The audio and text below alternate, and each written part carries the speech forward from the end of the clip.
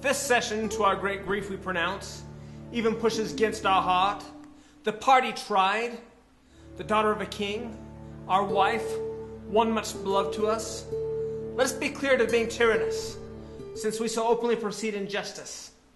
We shall have due course, even to the guilt or purgation. Produce the prisoner! It is His Highness' pleasure that the Queen appear in person here in court.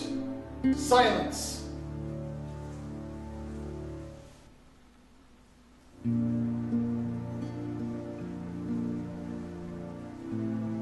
Read the indictment.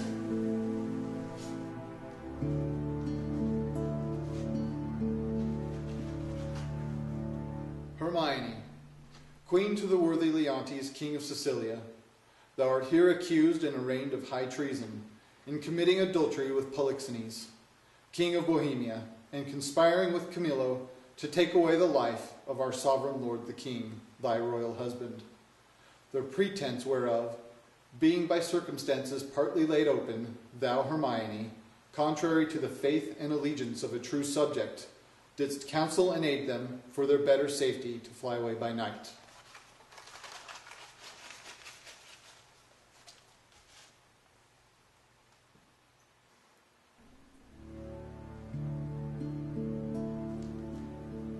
Since what I am to say must be that which contradicts my accusation, the testimony on my part no other than what comes from myself, it shall scarce boot me to say not guilty. Mine integrity, being counted falsehood, shall, as I express it, be so received. But thus, if powers divine behold our human actions as they do, I doubt not then that innocence shall make false accusation blush, and tyranny tremble in patience.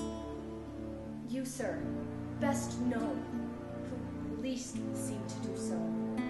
My past life hath been as continent, as chaste, as true, as I am now unhappy, which is more than history can pattern, though devised and played to take spectators. For behold me, a fellow of the royal bed, a great king's daughter, the mother to a hopeful prince, here standing to prate and talk for life and honor, for who pleased to come and hear. For life, I prize it as I weigh grief, which I would spare. For honor, 'tis a derivative from me to mine, and only that I stand for. I appeal to your own conscience, sir. Before Polixenes came into your court, how I was in your grace, how merited to be so. Since he came, with what encounter so uncurrent have I strained to appear thus? If one jot be on the bound of honor, or in act, or will, that way inclining, hardened be the hearts of all that hear me, and my nearest of kin cry fie upon my grave. I never heard yet what any of these bolder vices wanted, lest impudence to gainsay what they did, than to perform it first. That's true enough, but 'tis a saying, sir, not due to me. You will not own it? More than mistress of what comes to me by name of fault, I must not at all acknowledge. For Polixenes, with whom I am accused, I confess I loved him as in honor he required, with such a love as might become a lady like me, with a love even such, so and no other as yourself commanded, which not to have done, I think, would have been in me both disobedience and ingratitude to you and your friend, whose love had spoke, even since it could speak, from an infant, that it was yours. Now, for conspiracy, I know not how it tastes, though it be dished for me to try how. All I know of it is Camillo was an honest man, and why he left your court, the gods themselves wotting no more than I are ignorant. You knew of his departure, just as you've known what you've undertaken to do in his absence. Sir, you speak a language I understand not. My life, stands in the level of your dreams, which I would lay down. Your actions are my dreams, and you had mastered my Polixenes, and I but dreamed it. As you are past all shame, those of your fact are so past all truth, which to deny concerns more than it avails.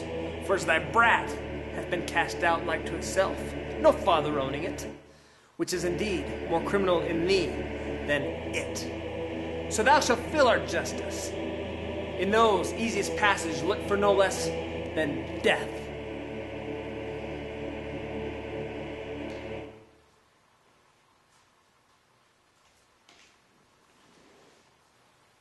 Sir, spare your threats. The bug which you would fright me with, I seek. To me can life be no commodity. The crown and comfort of my life, your favor, I do give lost, for I feel it gone, but know not how it went. My second comfort and first fruits of my body, from his presence I am barred like one infectious. My third comfort, starred most unluckily, is from my breast.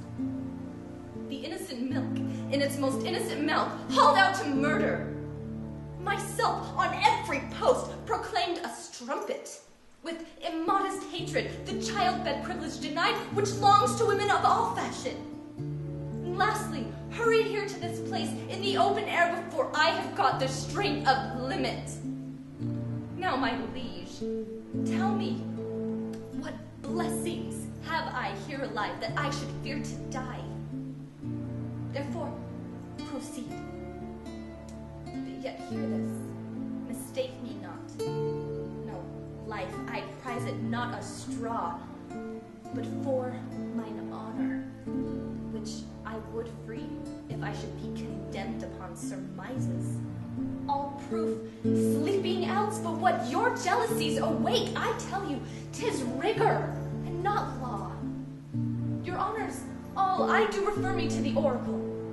Apollo be my judge. Your request is altogether just. Therefore, bring forth and in Apollo's name his oracle.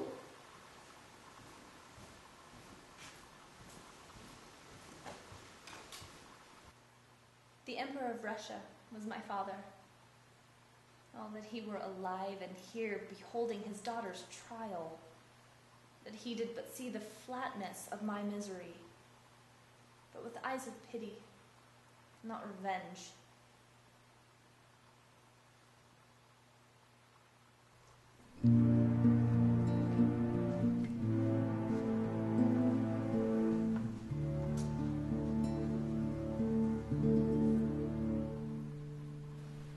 You here shall swear upon this sword of justice that you, Cleomenes, have been at Delphos, and from thence brought the sealed-up oracle by the hand delivered of great Apollo's priest, and that since then you have not dared open the holy seal nor read the secrets in it. All this I swear.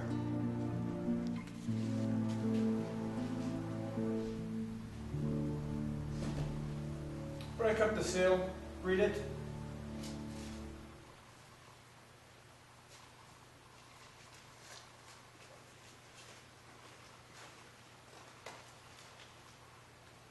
Hermione is chaste, Polixenes blameless, Camilo a true subject, Leontes a jealous tyrant, his innocent babe truly begotten, and the king shall live without an heir, if that which is lost be not found. Is this truth you read? Aye, my lord, even so as it is here. Set down. There is no truth in the oracle. The session shall proceed. This is falsehood. My lord, my king. What business is this? Oh, sir, I shall be hated to report this.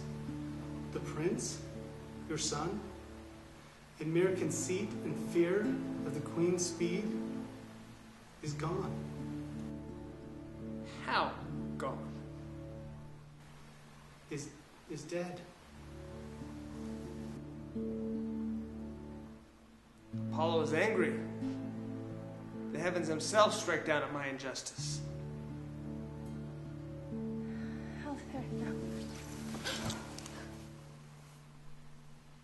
This news is mortal to the queen.